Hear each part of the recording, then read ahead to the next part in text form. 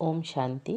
আজ 24শে নভেম্বর 2024, প্রাতঃমুরলী, অব্যক্ত বাপদাদা, revise date 15/12/2002, Madhuban. মুরলীর শিরোনাম: সময় অনুসারে লক্ষ্য আর লক্ষণের সমতার দ্বারা বাবা সমান হও। সময় অনুসারে লক্ষ্য আর লক্ষণের সমতার দ্বারা বাবা সমান হও। আজ বাপদাদা চতুর্দিকের সর্বসমানধারী বাচ্চাদের দেখে আনন্দিত হচ্ছেন।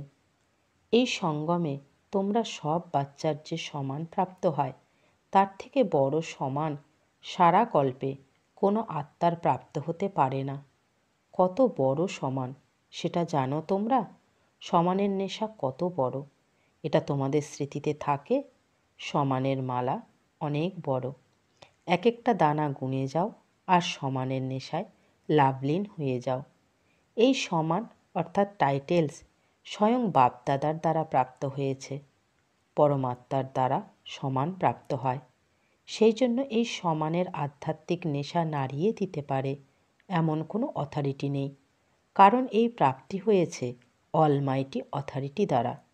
তাই তো বাপদাদা আজ অমৃতবেলায় বিশ্বে চক্রভ্রমণ করতে করতে সর্ব বাচ্চার দিকে দেখেছেন যে প্রত্যেক বাচ্চার স্মৃতিতে কত সমানের মালা পড়ে রয়েছে। মালা ধারণ করা অর্থাৎ স্মৃতি দ্বারা সেই স্থিতিতে স্থিত থাকা। তো নিজেকে চেক করো, এই স্মৃতির স্থিতি কতটা থাকে। বাপদাদা দেখছিলেন যে সমানের নিশ্চয় এবং তার আধ্যাত্মিক নেশা, এই দুইয়ের ব্যালেন্স কতটা থাকে। নিশ্চয় হলো নলেজফুল হওয়া, আর আধ্যাত্ম নেশা হলো পাওয়ারফুল হওয়া। তো নলেজফুলের মধ্যেও বাবা দু প্রকার দেখেছেন, এক নলেজফুল, আরেক হলো নলেজেবল অর্থাৎ জ্ঞান স্বরূপ। তো নিজেকে জিজ্ঞাসা করো, আমি কে? বাপদাদা জানেন যে বাচ্চাদের লক্ষ্য অনেক উঁচু। লক্ষ্য উঁচু তো না? কি উঁচু? তোমরা সবাই বলে থাকো বাবা সমান হব। তো বাবা যেমন উঁচু থেকে উঁচু, তেমন বাবা সমান হওয়ার লক্ষ্য কত উঁচু। সুতরাং লক্ষ্য দেখে বাপদাদা খুব খুশি হন। কিন্তু বাবা বলবেন কি? কিন্তু কি? সেটা টিচার্স বা ডবল ফরেনার্স শুনবে? বুঝে গেছো তো নিশ্চয়ই। বাপদাদা লক্ষ্য আর লক্ষণ সমান চান। এখন নিজেকে জিজ্ঞাসা করো, লক্ষ্য আর লক্ষণ অর্থাৎ প্র্যাকটিক্যাল স্থিতি সমান আছে? কেননা লক্ষ্য আর লক্ষণের সমান হওয়ায় বাবা সমান হওয়া। সময় অনুসারে এই সমতা সমীপে নিয়ে এসো। বর্তমান সময়ে বাপদাদা বাচ্চাদের একটা ব্যাপার দেখতে পারেন না। কিছু কিছু বাচ্চা বিভিন্ন রকমের পরিশ্রম করে বাবা সমান হওয়ার জন্য। বাবার ভালোবাসার সামনে পরিশ্রম করার আবশ্যকতাই নেই। যেখানে ভালোবাসা আছে সেখানে পরিশ্রম নেই। দেহ অভিমানের ভুল নেশা নেচার হয়ে গেছে, ন্যাচারাল হয়ে গেছে। দেহ অভিমানে আসতে কি তোমাদের পুরুষার্থ করতে হয়, নাকি 63 জন্ম পুরুষার্থ করেছ? সেটা তোমাদের নেচার হয়ে গেছে, ন্যাচারাল হয়ে গেছে, যাতে তোমরা এখনও মাঝে মাঝেই বলে থাকো যে দেহির বদলে দেহতে এসে যাও। তো যেরকম দেহ অভিমান নেচার এবং ন্যাচারাল ছিল, সেরকমই এখন দেহি অভিমানী স্থিতিও ন্যাচারাল আর নেচার হতে হবে। নেচার পরিবর্তন করা কঠিন হয়। এখন তোমরা কখনো কখনো বলে থাকো তো না যে আমার ভাব এটা নয়, এটা নেচার। তবুও সেই নেচারকে ন্যাচারাল বানিয়েছ। আর বাবা সমান নেচারকে ন্যাচারাল বানাতে পারো না। বিপরীত নেচারের বশ হয়ে যাও তোমরা। আর বাবা সমান হওয়ার যথার্থ নেচার বানাতে পরিশ্রম কেন? অতএব এখন বাপদাদা সব বাচ্চার দেহি অভিমানী থাকার ন্যাচারাল নেচার দেখতে চান। ব্রহ্মা বাবাকে তোমরা দেখেছ, তিনি ঘুরতে ফিরতে এবং কোনো কার্য করার সময় দেহি অভিমানী স্থিতি তার ন্যাচারাল নেচার ছিল। বাপদাদা সমাচার শুনেছেন যে আজকাল দাদিরা বিশেষ এই আত্মিক বার্তালাপ করেন। ফরিস্তা অবস্থা, কর্মাতীত অবস্থা, বাবা সমান অবস্থা ন্যাচারাল কিভাবে হওয়া যাবে? যেন নেচার হয়ে যায়। এই আত্মিক আলাপচারিতা করো তোমরা, তাই না? দাদিরও এটাই বারবার ভাবনায় আসে, ফরিস্তা হয়ে যায়, কর্মাতীত হয়ে যায়, যাতে বাবার প্রত্যক্ষতা হয়ে যায়।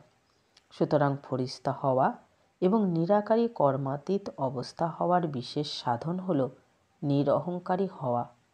নিরঅহংকারী নিরাকারী হতে পারে। সেই জন্য বাবার ব্রহ্মা দ্বারা লাস্ট মন্ত্র নিরাকারীর সাথে নিরঅহংকারী বলেছেন।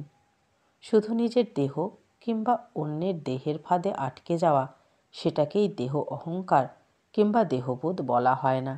দেহ অহংকারও আছে, দেহ ভাবও আছে। নিজের দেহ কিংবা অন্যের দেহের বোধে থাকা, আকর্ষণে থাকা, তাতে তো মেজরিটি পাস হয়েছে। যে পুরুষার্থের একাগ্রতায় থাকে প্রকৃত পুরুষার্থী, সে স্থূলরূপের ঊর্ধ্বে।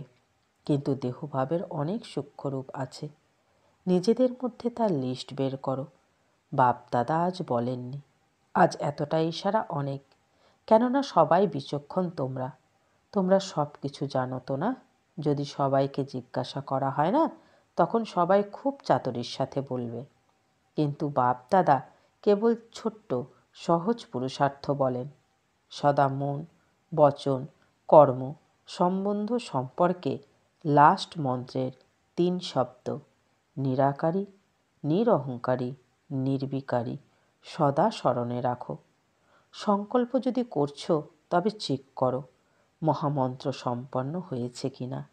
এরকমই বল, কর্ম, সব কিছুতে শুধু 3 শব্দ স্মরণে রাখো আর সমতা বজায় রাখো।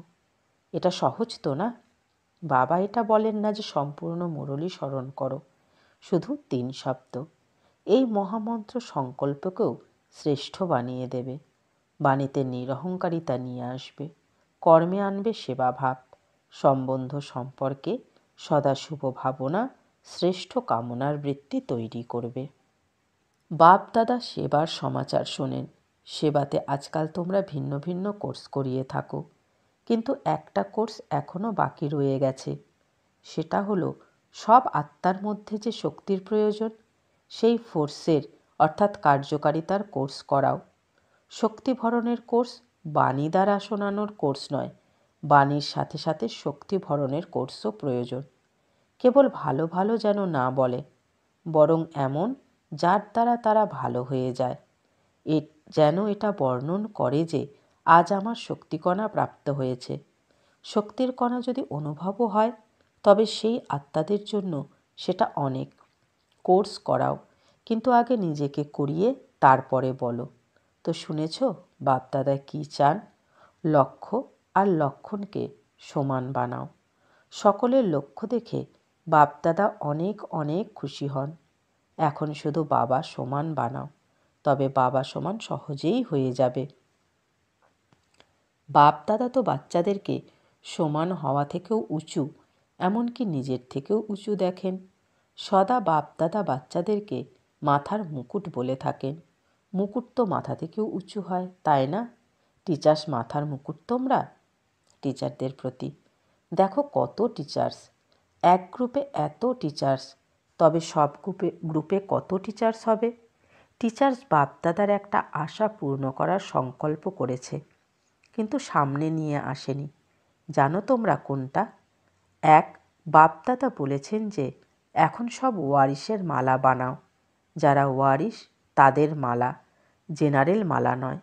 দ্বিতীয়ত, যারা তোমাদের সম্বন্ধ সম্পর্কের, তাদেরকে মাইক বানাও।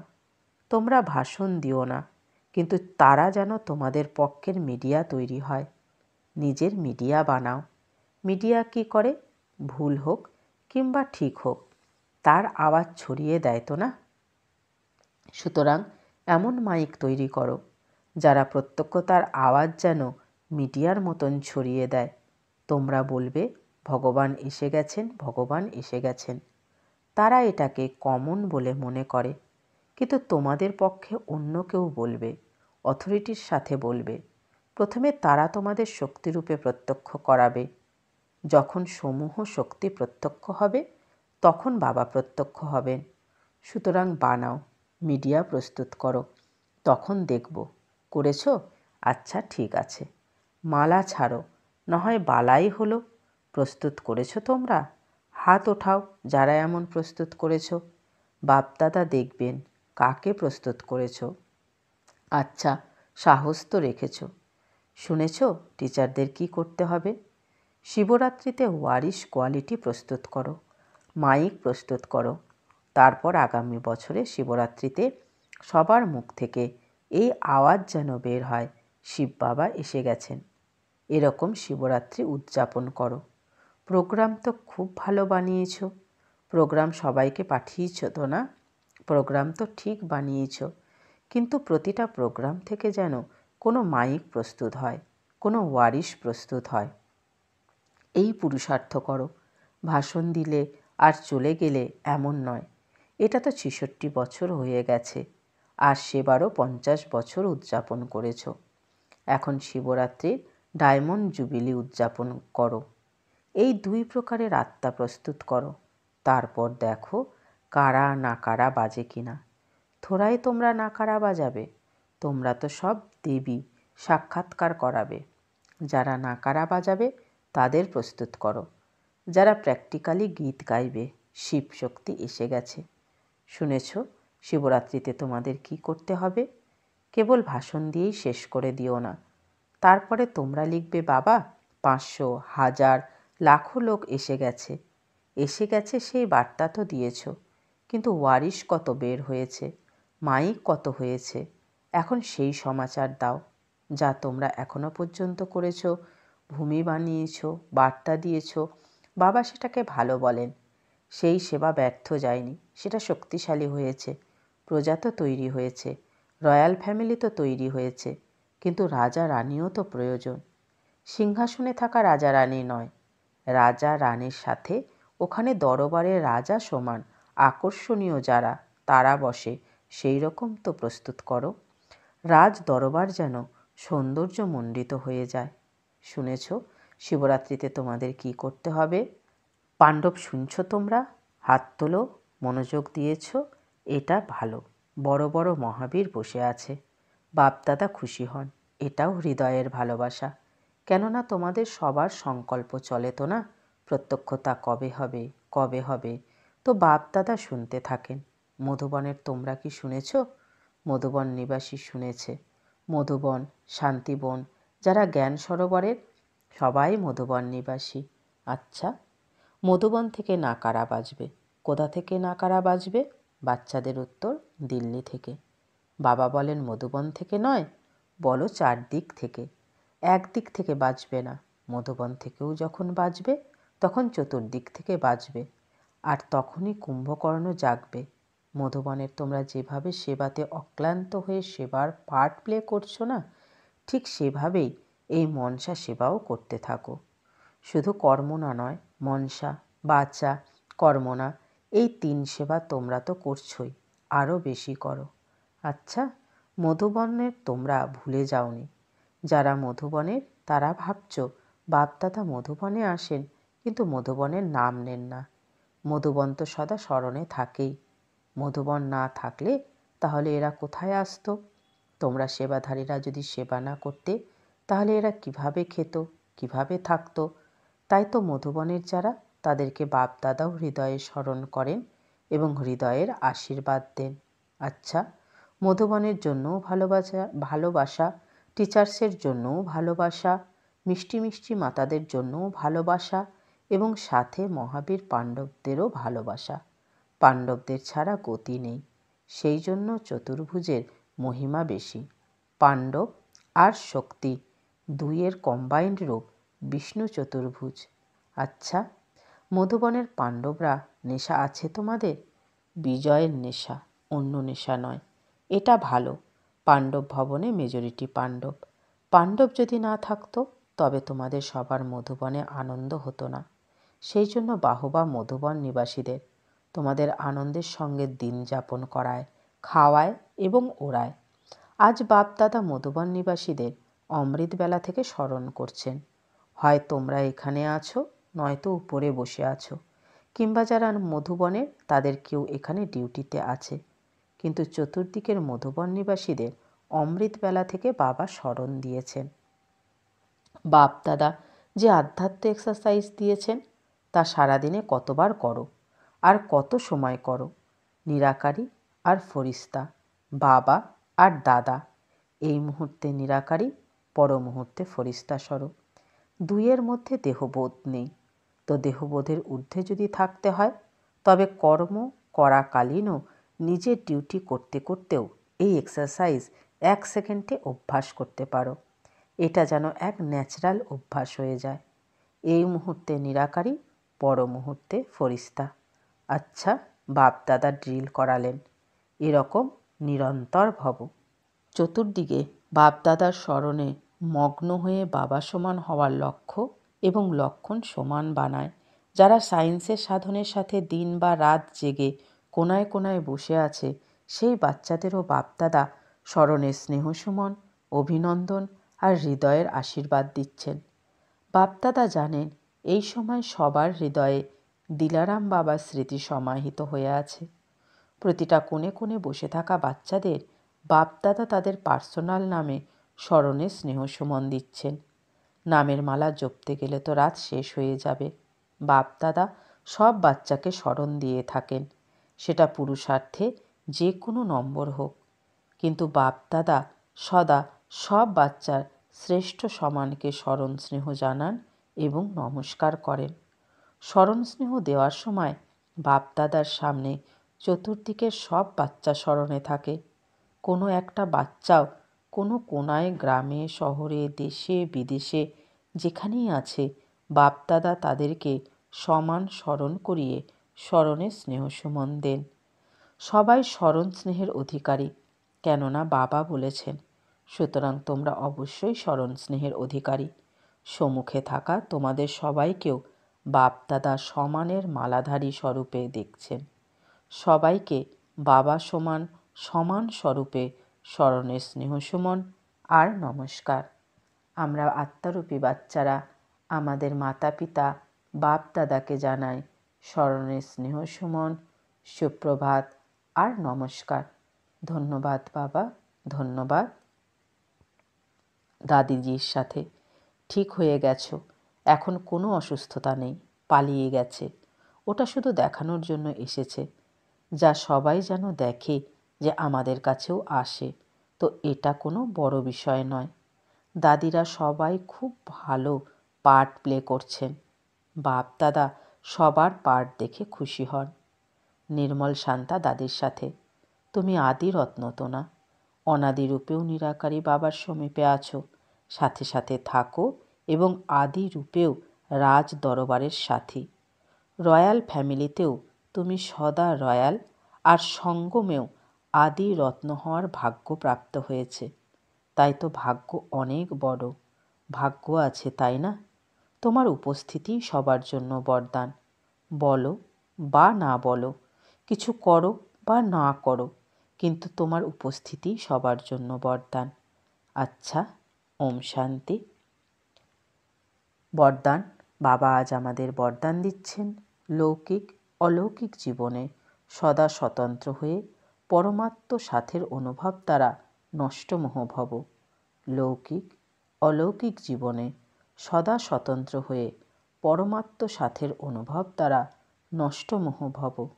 বিস্তারে বাবা বলছেন, সদা স্বতন্ত্র থাকার লক্ষ্য হল প্রভু প্রেমের অনুভূতি। প্রেম যত হবে ততই সাথে থাকবে, বিচ্ছিন্ন হবে না। প্রেম তাকেই বলা যায় যে সাথে থাকে। বাবা যখন সাথে আছেন তখন সমস্ত বোঝা বাবাকে দিয়ে নিজে হালকা হয়ে যাও। এটাই নষ্টমোহ হওয়ার বিধি। কিন্তু পুরুষার্থের ব্যাপারে সাবজেক্টে সদা আন্ডারলাইন করো, লৌকিক এবং অলৌকিক জীবনে সদা স্বতন্ত্র থাকো, তখনই সাথে অনুভব হবে। আজকের স্লোগান, বিকাররূপী সব সাপকে নিজের শয্যা বানিয়ে দাও, তবে সহযোগী হয়ে যাবে। বিকাররূপী সব সাপকে নিজের শয্যা বানিয়ে দাও, তবে সহযোগী হয়ে যাবে। আচ্ছা, ওম শান্তি।